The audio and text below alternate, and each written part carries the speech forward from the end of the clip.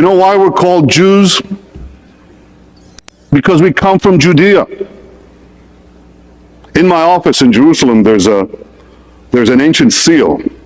It's a signet ring of a Jewish official from the time of the Bible. The seal was found right next to the Western Wall, and it dates back 2,700 years to the time of King Hezekiah. Now there's a name of the Jewish official inscribed on the ring in Hebrew. His name was Netanyahu. That's my last name. My first name, Benjamin, dates back 1,000 years earlier to Benjamin, the son of Jacob, who was also known as Israel. Jacob and his 12 sons roamed these same hills of Judea and Samaria 4,000 years ago. And there's been a continuous Jewish presence in the land ever since.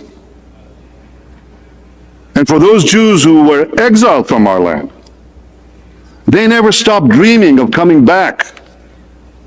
Jews in Spain on the eve of their expulsion, Jews in the Ukraine fleeing the pogroms, Jews fighting the Warsaw Ghetto as the Nazis were circling around them.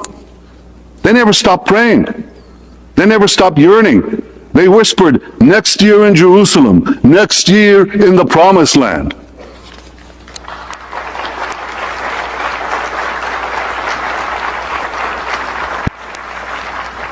As the Prime Minister of Israel, I speak for 100 generations of Jews who were dispersed throughout the lands, who suffered every evil under the sun, but who never gave up hope of restoring their national life in the one and only Jewish state. As an expression of a simple truth, Israel is coming back to Africa, and Africa is coming back to Israel. I believe in Africa. I believe in Africa. I believe in its potential, present and future. It is a continent on the rise. Its people are diverse and talented. I've made strengthening our relations one of our top priorities, national and international priorities of the State of Israel. It's the reason I became the first Israeli Prime Minister to visit Africa in decades. Well, one thing I can assure you, it won't be decades until an Israeli leader visits Africa again. It won't be 5 years, it'll be a few months. Africa and Israel share a natural affinity. We have, in many ways, similar histories. Your nations toiled under foreign rule. You experienced horrific wars and slaughters, and you are still fighting to get out of the past into the future valiantly, in efforts that I deeply admire. With determination and conviction, you won your independence. You healed the wounds of the past to chart a future of hope for your people. This is very much our history. Our people, too, were denied independence for far too long. Our people, too, suffered the indignity of bondage, slavery, and dispossession. Our people, too, experienced unimaginable horrors of mass death and genocide. But we never, ever gave in. We fought for our independence and won. We think that Israel now is the best partner that the countries of Africa could have, and it's something that is dear to our hearts. The founder of modern Zionism, the national movement of the Jewish people, was Theodor Herzl, and he said, after I liberate the Jewish people, I will go to Africa to help liberate the black people. We have our African brethren, the Ethiopian Jews, who are in our society, and I personally work every few weeks to help integrate more and more and incorporate them in our society. I believe this. I believe in Africa. I believe in your future, and I believe in our partnership. I believe that Israel still continues with this path of supporting its friends, its allies, its family. And just like we did that in 1967. Israel supports and does what it can. I did hear that Mr. Kanu was in Israel, in Jerusalem, before he was abducted and disappeared from the public's eye. And this is the most important thing that I want Biafrans to take from this discussion, that Israel, we stand with you guys. And although the cause of Biafra is not very familiar with the world and with Israelis, I want to say that, because of my activity, because of what I do, more and more Israelis are hearing about the cause of Biafra each and every day. So yes, we do stand with you. I want you to know. All right, guys. In the recent times, the Prime Minister of Israel, the Israeli Prime Minister, has been talking about visiting their brothers and sisters in Africa. And not also forget that the Igbos are called the Jews of Africa. You understand? A lot of us don't know the connection between the Igbos and the Israelis. But I'm telling you, this is really heating up. The Prime Minister of Israel, he's talking about, reconnecting with their brothers in Africa. You understand? And I'm still going to play you a lot of videos that will really open our eyes concerning this issue of Biafra and the reason why this issue of Biafra right now is really getting, a very strong support from the Israelis. You understand? I will play you a video when Mazi Nnamdi Kanu granted an interview in the, is it with the Israeli television thereabouts, talking about the connection between the Igbos and the Israel. Let's get there. I'll be right back. Thank you for coming us, Mr. Nnamdi Kanu. Thank you. Yes. From Biafra. Yes. Thank you so much.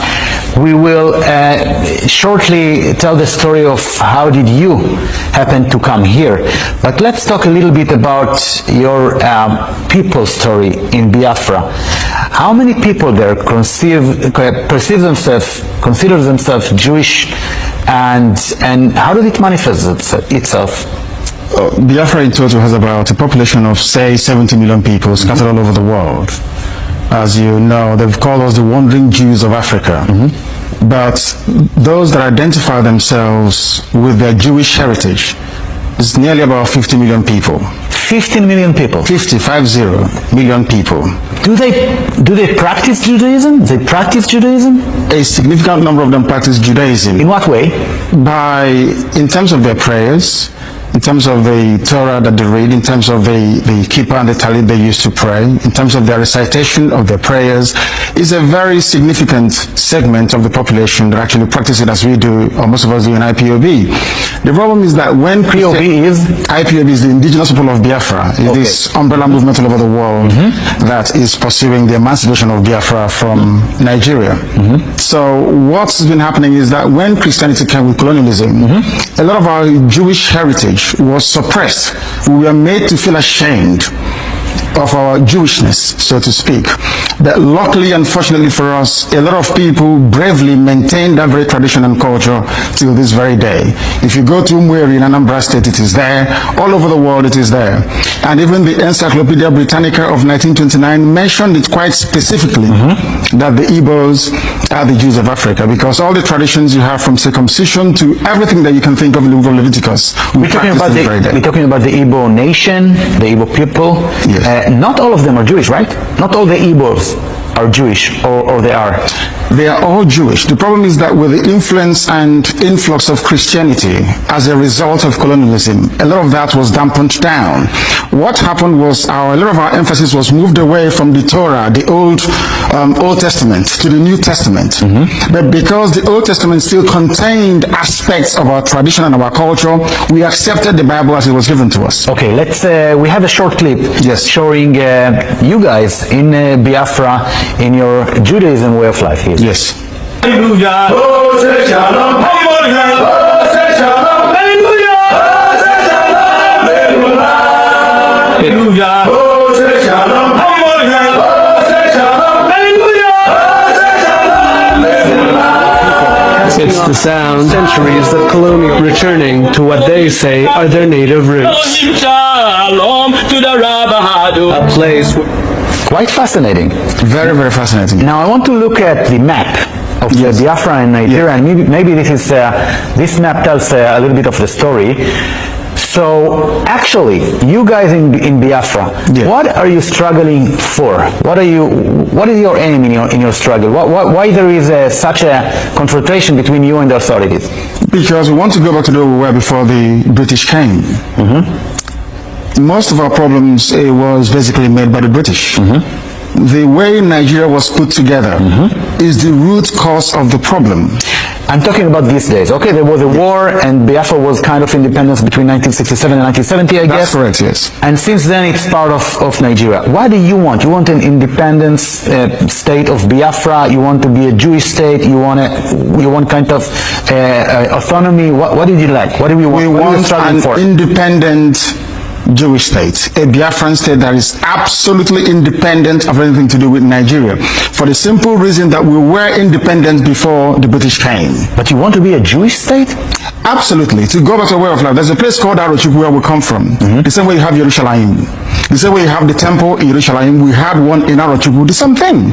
So we want to go back to that way of life, to worshiping the one and only true God that we know. Is there anyone within the Israeli establishment that recognize you as a Jewish people? Absolutely. I'm sure that during the time of... I'm just interrupting. This is you praying at the Western Wall at the Kotel. Absolutely, yes. Okay. Yes. I prayed there also in the year 2013 when I came to Israel. So coming back to my question about the recognition by Israel to your Jewish way of life or to your Jewish heritage? Our Jewish heritage. Yeah. And our way of life, yes. Isaac Rabin made some statements about that. Also, Henry Kissinger, the former United States Secretary of State, also made some comments about it as well.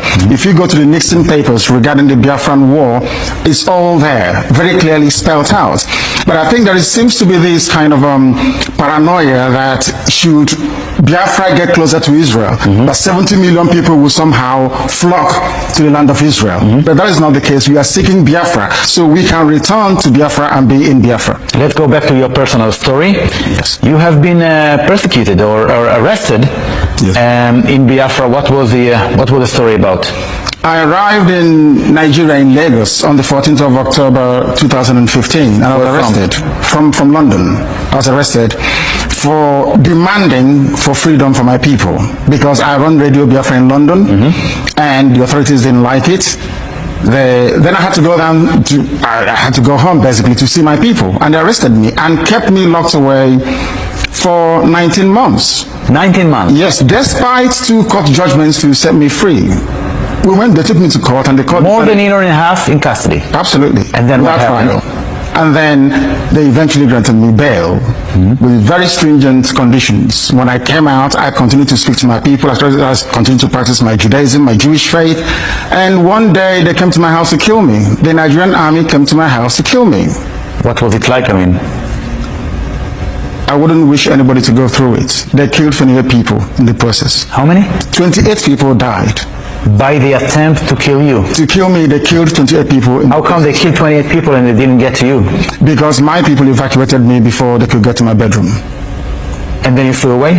Then they took me away and smuggled me out of Nigeria. I needed some time to recover, which I did, and then I had to make my way to Israel. I see you're very excited. I wouldn't call it excitement. I would say relief that I managed to make it to the only place that I feel safe in the whole world. I could have gone back to England, but I still don't feel safe to go back to England. That's why I stayed in Israel. Okay, we're approaching the end of this conversation. Do you have any expectation from Israel government, from the Israeli society?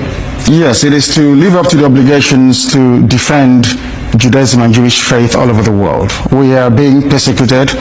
We are suffering as a people, and it is the responsibility, I believe, moral responsibility of Israel to make sure that Biafra stands as an independent entity in Africa. Namdi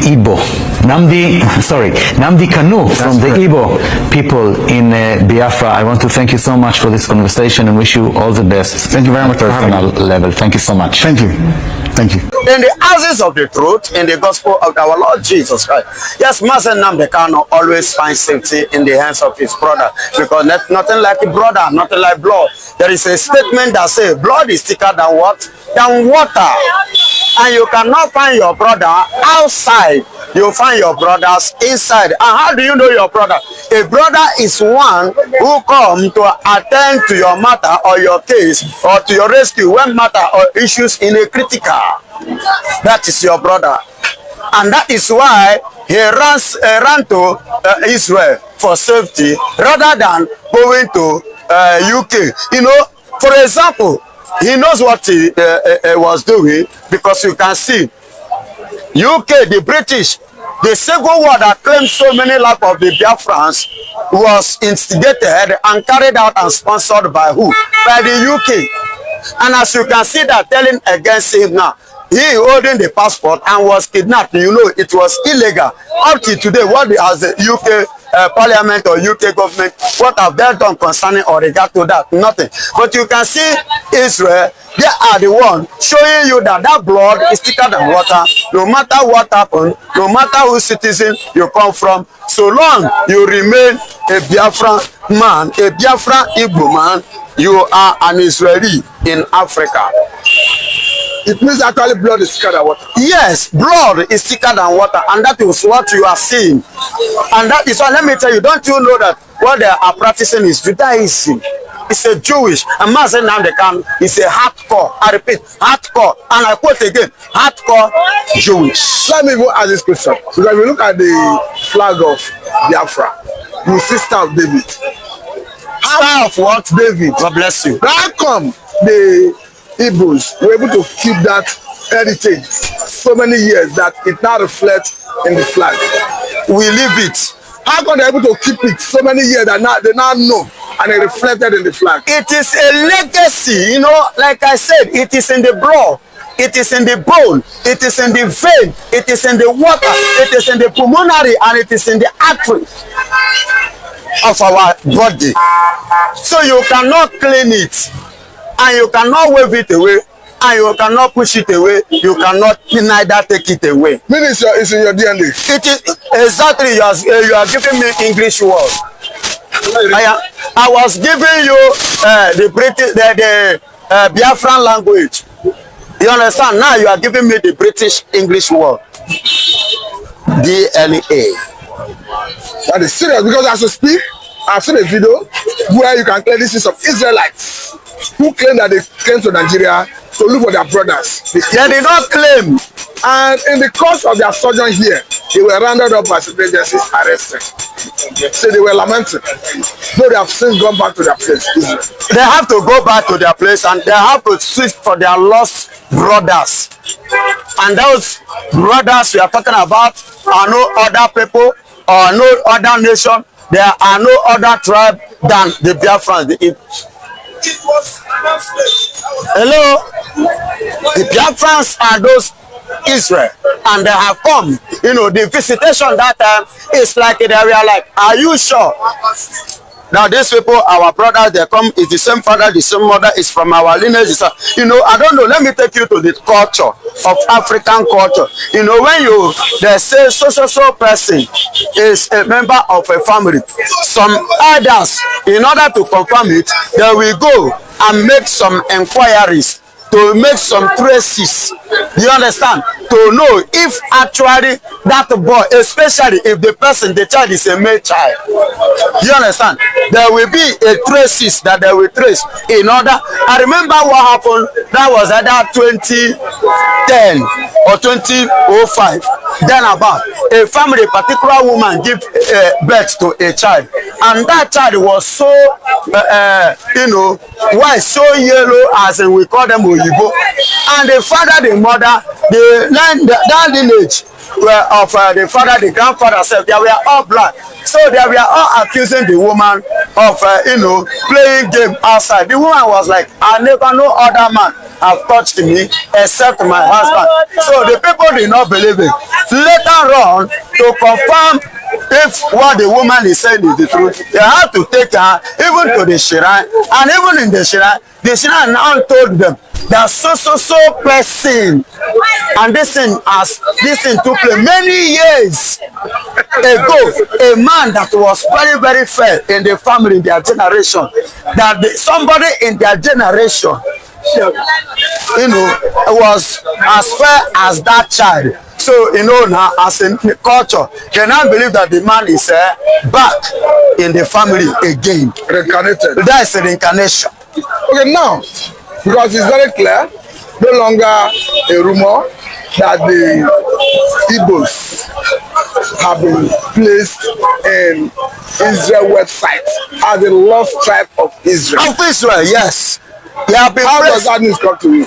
It is a very good news, and it is high time that we need to look for our brothers wherever our brothers is, and welcome them and recognize them and embrace them, and bring them back home. Bring them back home. Bring them back home. Let's come together and enjoy together and fellowship together. That was why the Bible said that the lost, I'm talking about the prodigal son, you know, when he returned back, what happened? His father threw party that the lost son is back.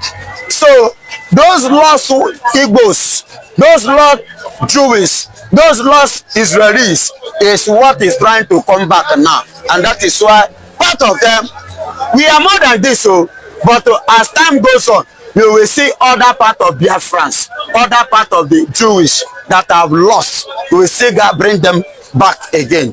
Do you understand? Now, if you look at this recent Biafra Day, we saw so many countries. Is it Canada? Is it United States of America? UK self. Is it UK? Iceland. Is it Brazil? Poland.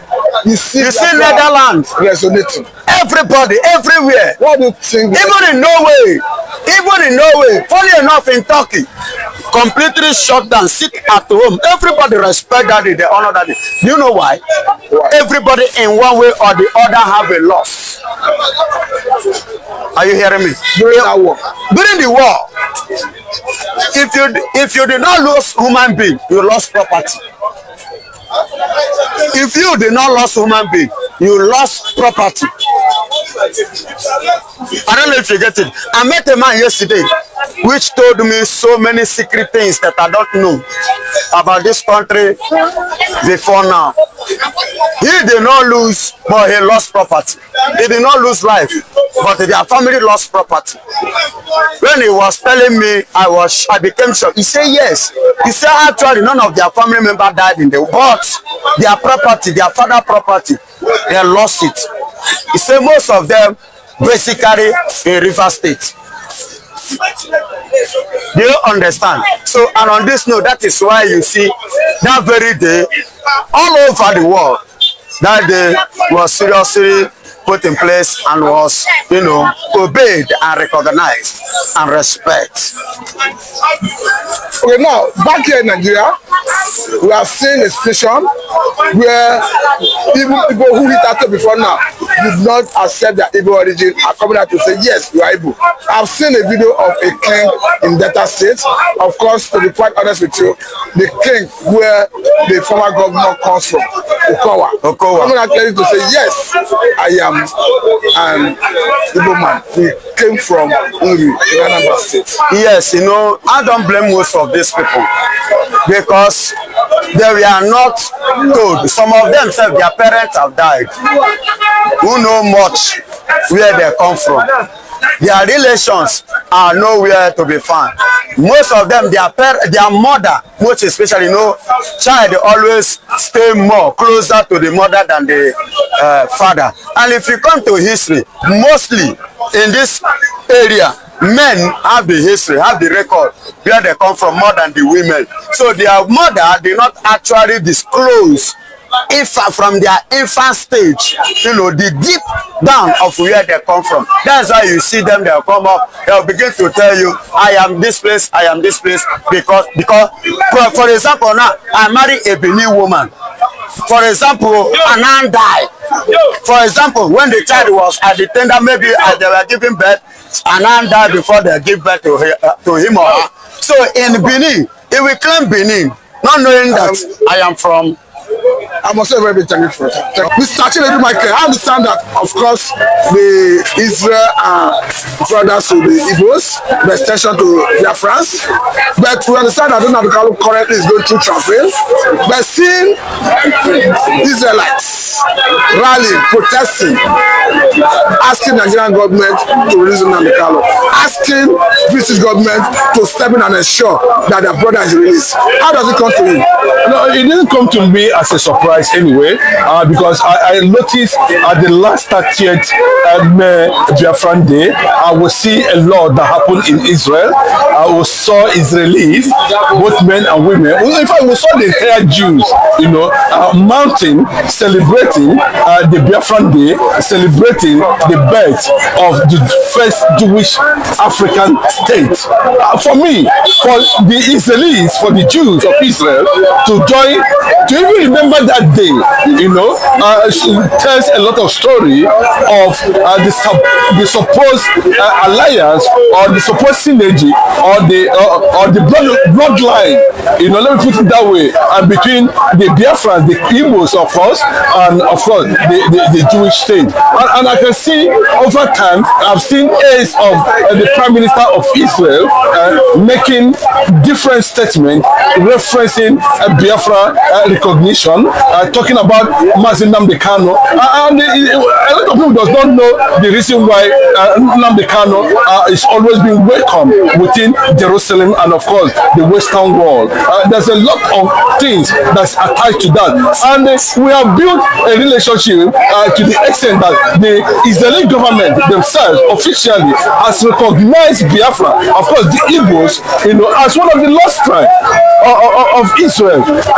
We have the other ones from Massa, Uganda. We have another one too from, of course, Ethiopia. We know the history, as the only nation that was not colonized. But what we are saying at this point in time, that it has become a reality where we are seeing so many different lobbyists from different parts of the world, different countries, different nations, factoring the liberation of Biafra, talking about another African consciousness called Nnamdi Kanu, talking about Ibrahim Traore, talking about Nelson Mandela, but a lot of people are surprised that the Biafran recognition agenda, and of course that has been identified on several bases, even though it was being reported some time ago that the Israeli government under Benjamin Netanyahu has gone as far as signing a Biafran charter.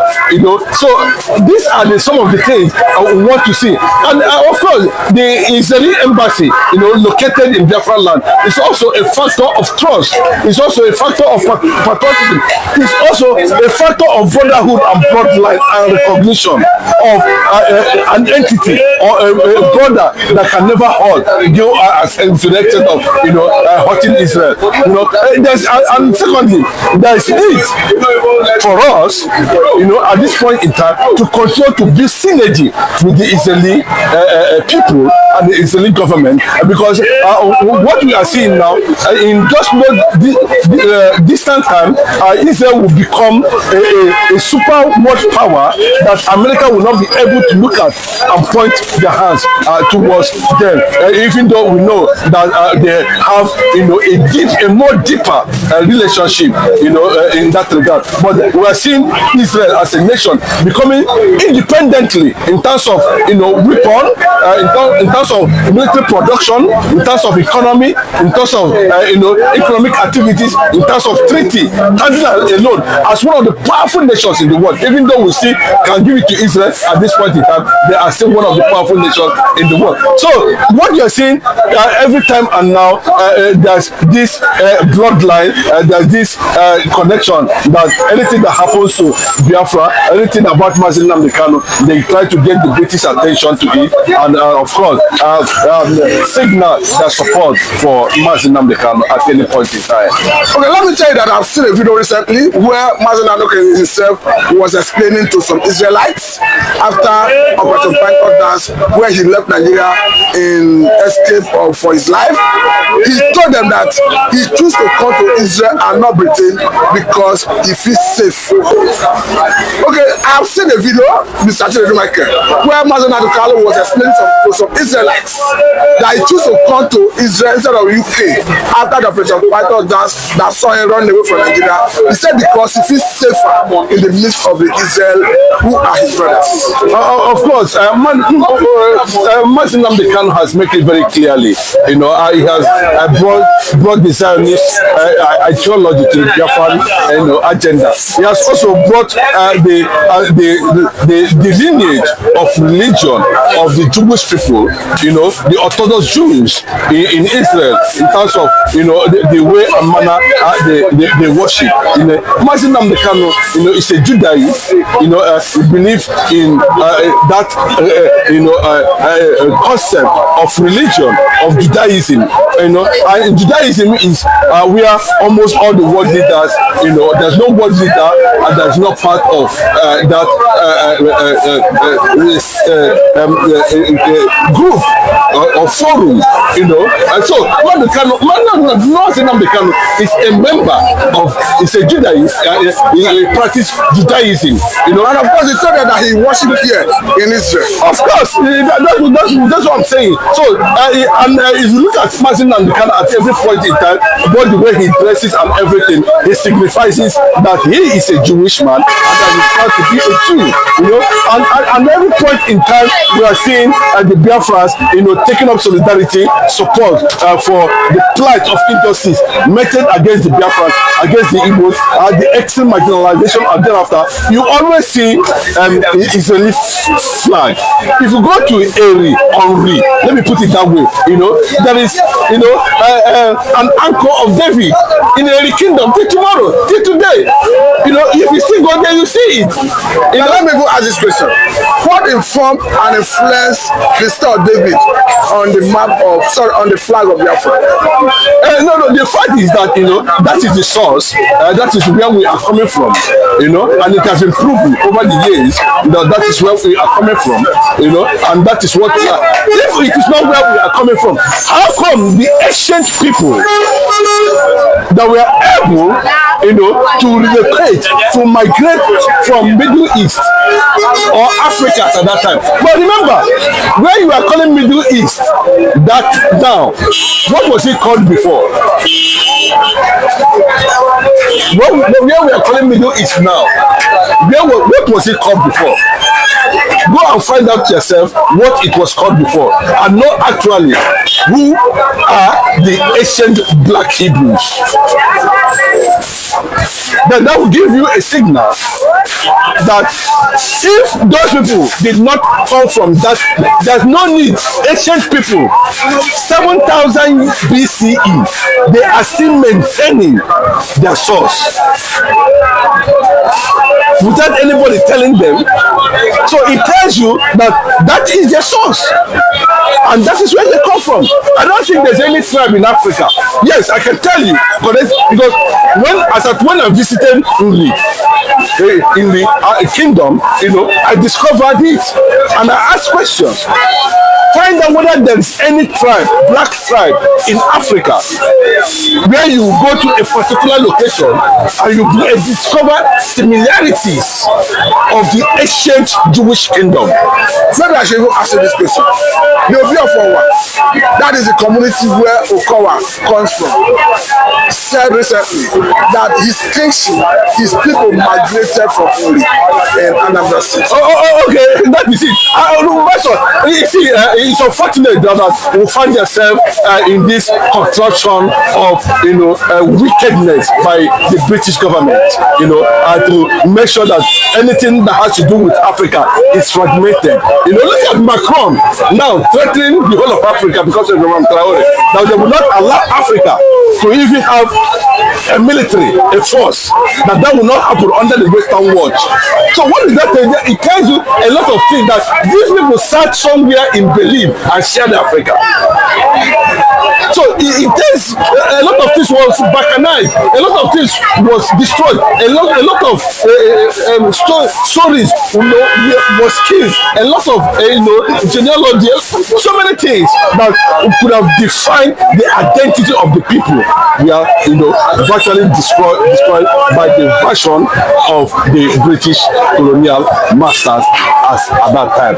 And it tells you that when I said it very clearly before, that Igala is an offshoot of Idu that gave birth to Godomigodo is from the same name.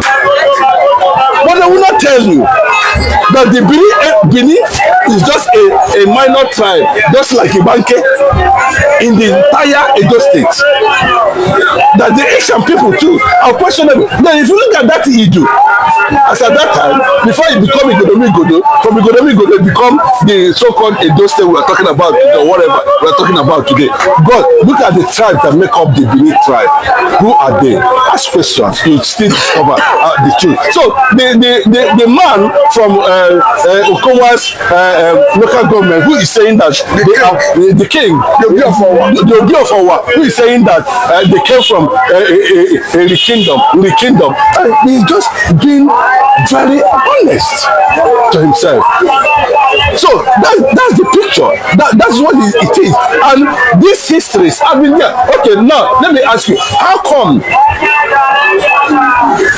the Portuguese, the first explorers that set their foot on this part of the world, when there was no West Africa, East Africa, North Africa, those even Middle East, I said it before, go and cross-check, this Middle East is I'm talking about today. What was the name of that Middle East before it was called Middle East? You can go and find that yourself. So you know what I'm saying at this point is that it came to that point where the Portuguese themselves said, do you know where the boundary of Biafra? It was them that named Biafra. They brought that Biafra name to popularity. It was the Portuguese, not the British. And that was why I was saying at every point in time, then where did they get the name?